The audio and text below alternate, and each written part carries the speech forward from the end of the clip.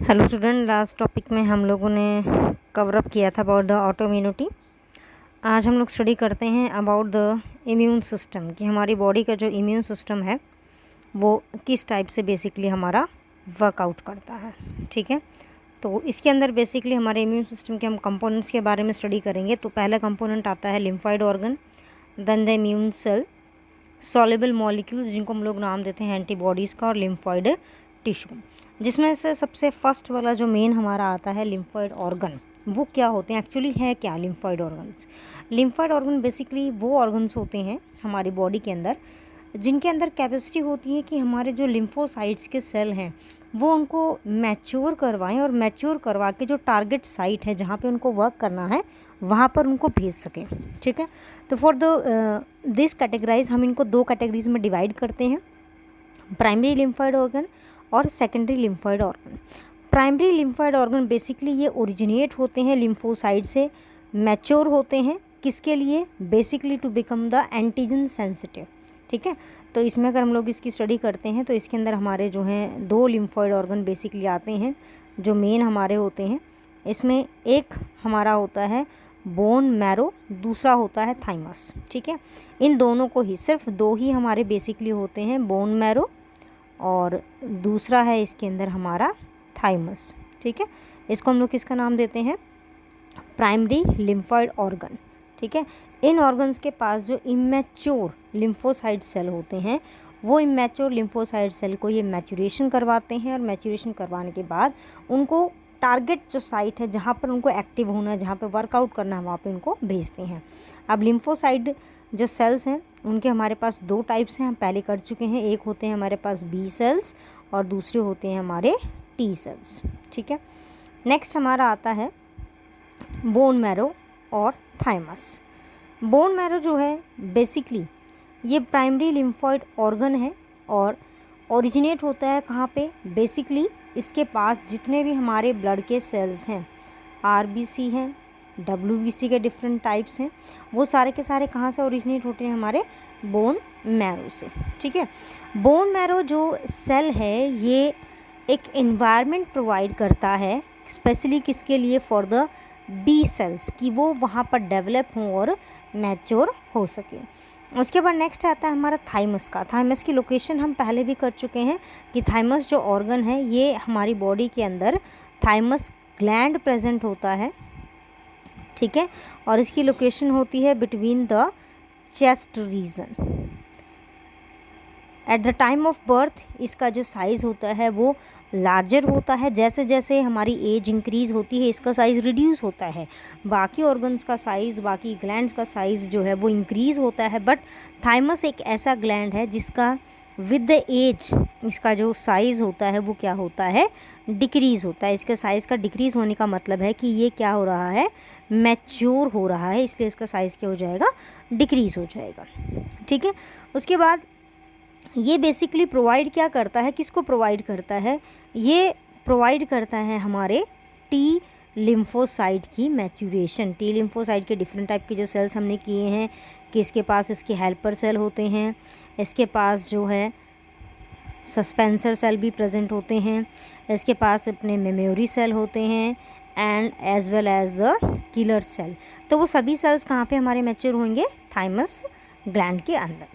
Next आता है secondary lymphoid organ. Secondary lymphoid organ जब प्राइमरी लिम्फॉइड ऑर्गन से हमारे जो सेल हैं वो मैच्योर हो गए, मैच्योर होने के बाद उनकी टारगेट साइट जहाँ पे जाके वो हेल्प करेंगे अदर बॉडी ऑर्गन्स को इम्यूनिटी प्रोवाइड करने के लिए, तो वो जो टारगेट होते हैं वो क्या कहलाते हैं? Secondary lymphoid organs. ठीक है, सेकेंडरी लिम्फॉइड ऑर्गन्स जो हैं इसके अंदर बेसिकली जो हमारे लिम्फोसाइट सेल हैं वो एंटीजेंस के साथ इंटरेक्ट होते हैं। ठीक है, एंटीजेंस के साथ कैसे इंटरेक्ट होंगे? अगर बॉडी का कोई सेल इफेक्ट हो रहा है, इफेक्टर सेल जो है उसके साथ रिएक्ट करके, उसके साथ कंबाइन करके ये रिएक्शन को शो करेंगे। उसके बाद इसके एग्जांपल आप लोग देख सकते हैं जैसे कि स्प्लीन है, लिम्फ नोड्स हैं, टॉन्सिल्स हैं, पेरियर पैचेस होते हैं, पेरियर पैचेस हमारे स्मॉल इंटेस्टाइन पे होते हैं। अपेंडिक्स जो है जिसको हम लोग बोलते हैं, अपेंडिक्स का हमारी बॉडी में कोई फंक्शन नहीं है, बट वी हैव सेड कि उसके अंदर कैपेसिटी होती है कि वो माइक्रो ऑर्गेनिजम्स को किल कर सकता है। अब हम लोग वन बाय वन इनको स्टडी करते हैं। सबसे पहला आता है अपना स्प्लीन। स्प्लीन जो होता है ये बीन शेप स्ट्रक्चर है। इसके पास एक्सेस के अंदर लिम्फोसाइट और फैगोसाइट सेल होते हैं। फैगोसाइट जो सेल होते हैं इनके अंदर कैपेसिटी होती है कि पूरी की पूरी जो अनवांटेड मटेरियल उसको एंगल्फ कर सकते हैं, निगल सकते हैं ये, ठीक है। इसलिए ये एक्ट करते हैं एज अ फिल्टर की तरह एक्ट करेंगे, जो क्या करेंगे, ब्लड के अंदर ट्रैप कर सकते हैं जो ब्लड बॉर्न माइक्रो ऑर्गेनिज्म है, जो ब्लड के अंदर घूम रहे हैं माइक्रो ऑर्गेनिज्म, उनको ये ट्रैप कर सकते हैं, इकट्ठा कर सकते हैं। एक और मेन फंक्शन क्या होता है कि आरबीसी यानी कि एर्थ्रोसाइट सबसे ज़्यादा यहाँ पे प्रेजेंट होते हैं, इसीलिए स्प्लीन को जो है रेजर्वायर ऑफ आरबीसी भी कहा जाता है। नेक्स्ट देखिए इसके अंदर, नेक्स्ट है हमारा लिम्फ नोड। लिम्फ नोड जो होते हैं ये लिम्फेटिक जो सिस्टम है, जैसे मान लो ये बॉडी के अंदर कहीं कहीं से वेसल्स आ रही हैं, इस तरीके से लिम्फेटिक नोड्स कहीं कहीं से आ रही हैं, और जहाँ पर कई सारी लिम्फ वेसल इकट्ठी होती हैं वहाँ पर नोड लाइक स्ट्रक्चर बन जाता है, और इसको हम लोग किसका नाम दे देते हैं, लिम्फ नोड का, ठीक है। ये जो लिम्फ नोड होती है ये लिम्फेटिक सिस्टम का पार्ट है। इसका भी सेम वही फंक्शन होता है कि ये एंटीजेंस को ट्रैप करती है। कौन से एंटीजेंस को, जो लिम्फ में एंटर कर गए हैं या बॉडी का जो टिश्यू फ्लूइड है उसमें एंटर कर गए हैं, तो उनको ये ट्रैप करते हैं, पकड़ के रखते हैं, ठीक है। उसके बाद नेक्स्ट हमारी बॉडी के अंदर आता है म्यूकोसल एसोसिएटेड लिम्फॉइड टिश्यू। ये वो एरियाज़ हैं, ये पर्टिकुलर वो एरियाज़ हैं जहाँ पर जो हमारा चिपचिपा सब्सटेंस होता है, स्टिकी सब्सटेंस होता है, जिसको हम लोग बोलते हैं म्यूकस। तो म्यूकोसा जो वर्ड है, जहाँ पे भी म्यूकोस होगी वो सारे के सारे एरिया के अंदर क्या होगा, हमारा माल्ट होगा, जिसको हम लोग क्या बोलेंगे, म्यूकोसल एसोसिएटेड लिम्फॉइड टिश्यू। इसमें हमारा रेस्पिरेटरी ट्रैक, डाइजेस्टिव ट्रैक और यूरिनोजेनिटल ट्रैक जो है इसके अंदर आता है बेसिकली। उसके बाद अगर हम लोग बात करें कि लिम्फॉइड जो टिश्यूज़ हैं, तो इसमें माल्ट टिश्यू की कितनी परसेंटेज है, तो अप्रॉक्सीमेटली 50% एरिया जो है, क्योंकि देखो हमने कहा है कि रेस्पिरेटरी सिस्टम के अंदर हो गया, उसके बाद हम लोगों ने बोला है डाइजेस्टिव सिस्टम के अंदर प्रेजेंट है, और यूरिनोजेनिटल ट्रैक के अंदर, यानी कि बॉडी के 3 जो मेन सिस्टम है उनको ये कवर अप करता है। तो 50% जो एरिया किसका हो गया, हमारा माल्ट का हो गया। नेक्स्ट हम स्टडी करते हैं अबाउट द मोस्ट इम्पॉर्टेंट एक डिजीज़ है जो हम लोग बहुत दिन पहले से सुनते हुए आ रहे हैं, जिसका अपना नेम क्या है, बेसिकली एड्स। अब यहाँ पे वर्ड यहाँ पे डिफ्रेंशिएट होता है कि इसको हम डिजीज़ ना बोल के why do we called it a syndrome, ठीक है। हम क्या बोलते हैं कि it is a syndrome, acquired immunodeficiency syndrome. Reason क्यों बोलता है, सिंड्रोम क्यों बोला, क्योंकि यहाँ पर इसके कोई एक पर्टिकुलर सिम्टम नहीं है, it show A group of symptoms के ग्रुप शो करता है, इसलिए हम इसको किसका नाम देते हैं, सिंड्रोम का।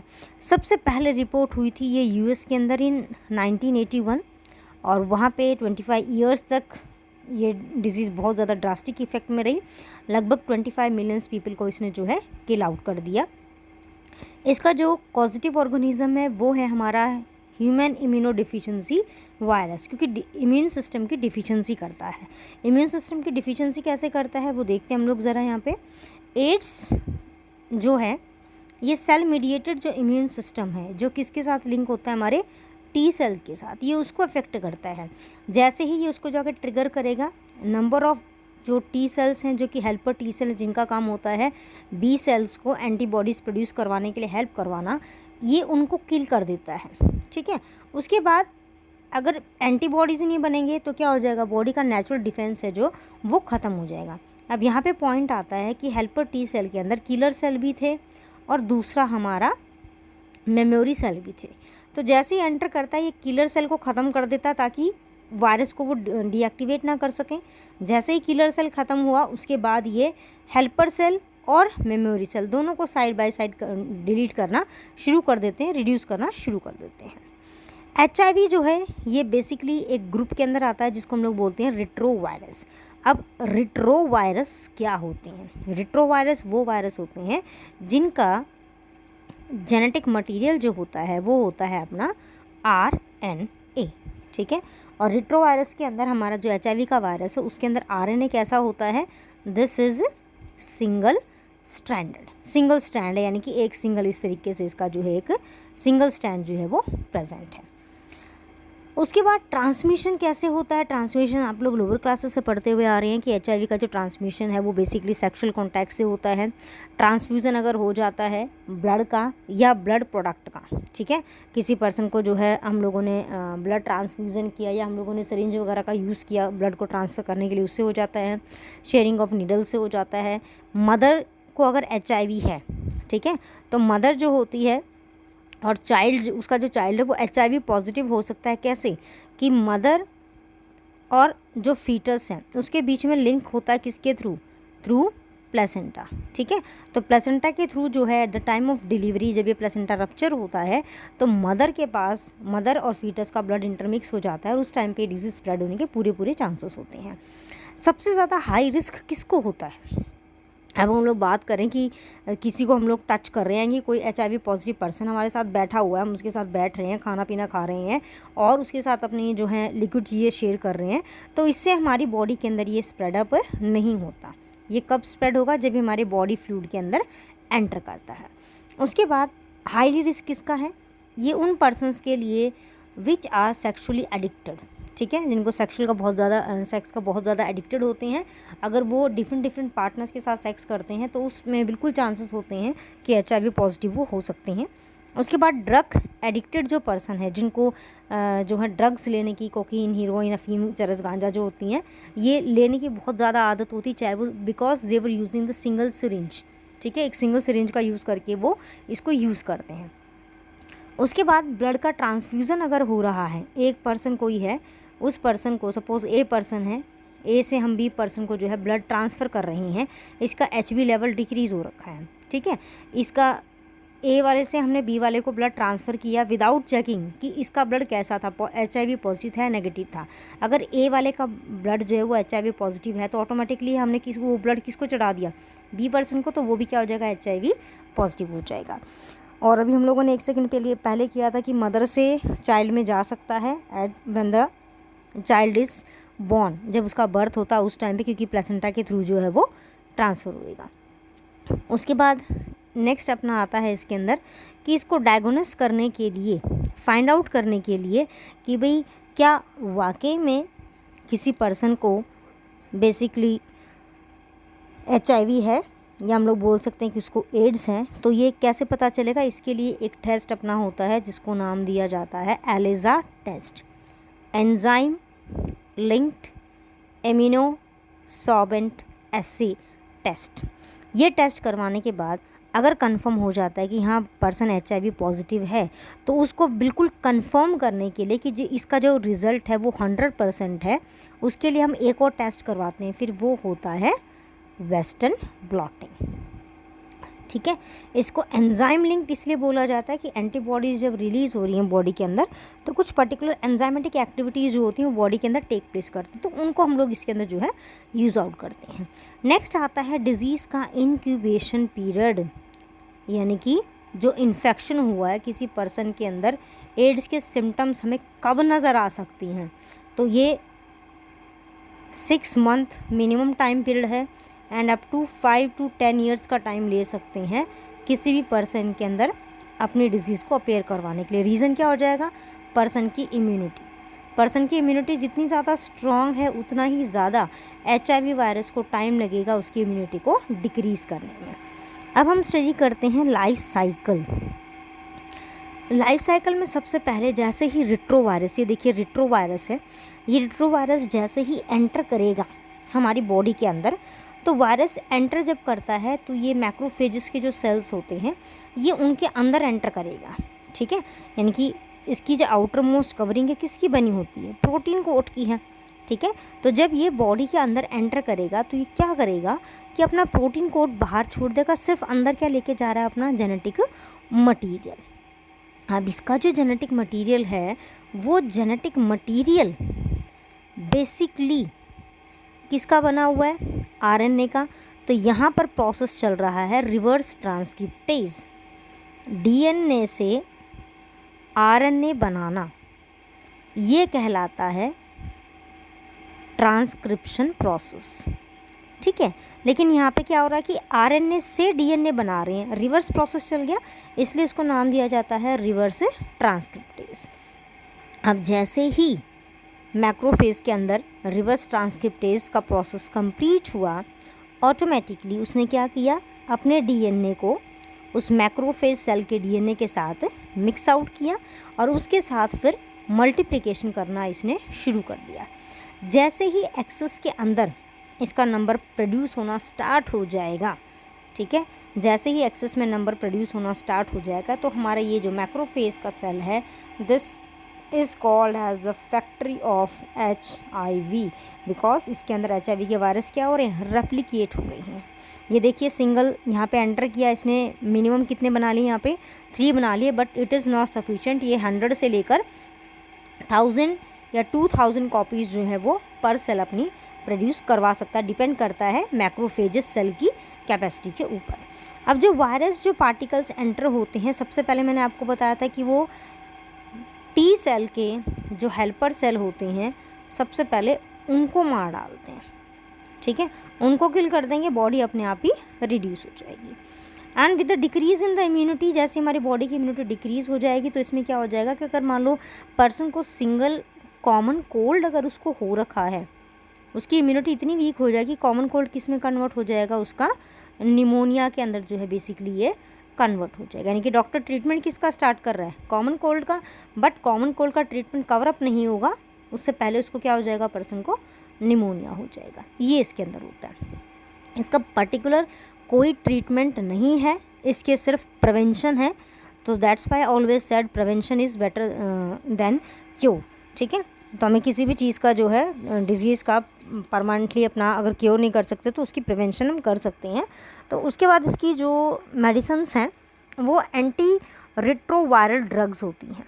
ठीक है, एंटी रिट्रोवायरल ड्रग्स का मतलब कि जो इस वायरस को बेसिकली किल करने में हेल्प करती हैं वो है एंटी रिट्रोवायरल ड्रग, जिसमें सबसे पहली जो ड्रग है वो है ज़ीरोवुडीन। ये सबसे पहले ऑब्टेन की गई थी। उसके बाद नेक्स्ट जो ड्रग थी वो है डाइडेनोसिन। ये 2 ड्रग्स जो हैं बेसिकली यूज़ की जाती हैं to the person who are suffering from the disease. उसके बाद प्रिवेंटिव मेजर्स क्या क्या हैं जो WHO के थ्रू इंक्लूड कर रखी हैं, इसका यही है बेस्ट ऑप्शन कि इसको स्प्रेड होने के लिए सबसे पहले जो पर्सन है उनको इसके नेचर के बारे में पता होना चाहिए कि ये कैसी डिजीज़ है, किस तरीके से स्प्रेड होती है, यानी कि मीन्स ऑफ स्प्रेड हमें पता होना चाहिए। नैको जो है हमारी, ये नेशनल एड्स कंट्रोल ऑर्गेनाइजेशन है जो 1991 में इस्टेब्लिश की गई थी by the government of India. इसके साथ साथ जो NGOs होते हैं, नॉन गवर्नमेंट ऑर्गेनाइजेशन, ये भी पीपल्स को टाइम टू टाइम जो है एजुकेट कराते रहते हैं, चाहे वो ऑडियो के थ्रू हो या वीडियो के थ्रू हो। आप लोग देखते होंगे अपने टीवीज़ में न्यूज़ चैनल्स के बीच बीच में या कभी भी आप लोग देखते हैं एड्स जो आते हैं। तो अब जैसे कोविड-19 के आप लोग देख रहे हैं बहुत एक्सेस में ऐड आते हैं, ठीक वैसे ही जो भी डिज़ीज़ कभी भी स्टार्ट होती है, जिसका भी रिस्क होता है, तो उसके साथ साथ में हमेशा टीवी के ऊपर या हमारे मोबाइल्स के ऊपर, दूसरी ऐप्स के ऊपर इनके ऐड दिखाए जाते हैं कि भाई ये डिज़ीज़ कैसे स्प्रेड होती है, इसको हम लोग कैसे जो है प्रिवेंट कर सकते हैं। WHO ने बहुत सारे प्रोग्राम स्टार्ट किए थे, जिसमें सबसे पहले ब्लड बैंक, क्योंकि ब्लड डोनेशन जो है ये एक इम्पॉर्टेंट फैक्ट है, बहुत सारे पर्सन ब्लड डोनेट करते हैं। तो ब्लड डोनेशन जब करता है कोई भी पर्सन, तो सबसे पहले ये ऑथराइज़ किया जाता है कि जिस पर्सन का ब्लड वो ले रहे हैं उसको चेकआउट किया जाए whether the blood is HIV positive और HIV नेगेटिव। सबसे पहले तो ये देखा जाता है कि पॉजिटिव है या नेगेटिव है। उसके बाद आप लोगों ने देखा होगा कि एक सिरिंज जो है वो एक ही पर्सन पे यूज़ होती है, तो अब ये डिस्पोजेबल नीडल और सिरिंज जो है ये आने स्टार्ट हो गए। उसके बाद बिकॉज सेक्सुअल कॉन्टैक्ट के थ्रू बहुत ज़्यादा फैल रहा था ये, तो गवर्नमेंट के थ्रू और इनके थ्रू जो हैं जो कॉन्डम्स हैं वो फ्री में डिस्ट्रीब्यूट करे गए। ड्रग अब्यूज़, ड्रग जहाँ पे बहुत ज़्यादा ऐसे एरियाज़ थे जो हम लोग बोल सकते हैं कि कैफ़ेज़ वगैरह थे, जो बार्स वगैरह थे, वहाँ पे बहुत ज़्यादा ड्रग्स लेते थे पीपल्स, तो उन चीज़ों को जो है थोड़ा बहुत स्टॉप किया गया।